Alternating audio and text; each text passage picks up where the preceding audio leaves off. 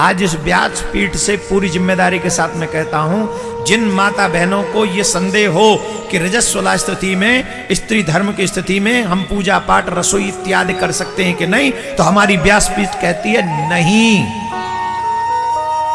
Means नहीं।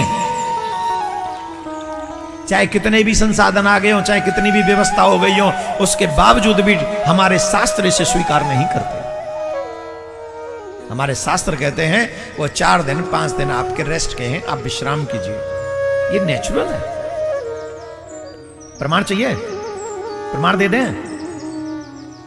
उस स्थिति में अगर माताएं बहन तुलसी को जल चढ़ा दें तो बताओ तुलसी का क्या होता है? जोर से बोलो। इससे बड़ा प्रमाण क्या चाहिए? प्रकृति इसका प्रमाण दे रही है। प्रकृति,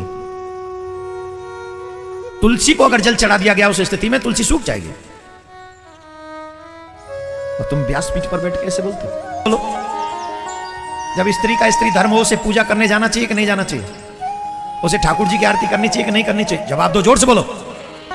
देनी चाहिए, आरती करनी चाहिए, भोग लगाना चाहिए।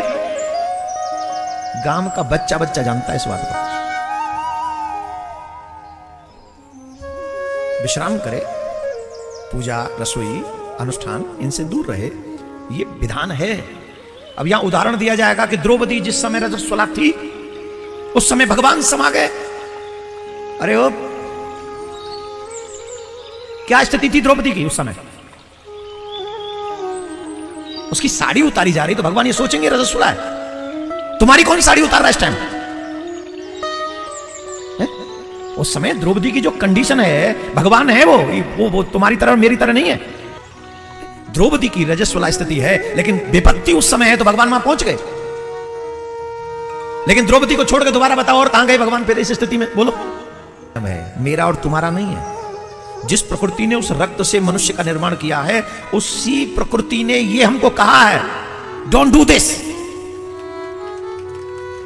उसी पुराण वही धर्म का ये आज्ञा है, स्पेशली आज्ञा है। क्या आप रसोई में नहीं जा सकते उन दिनों में? आप पूजा में नहीं जा सकते उन दिनों में?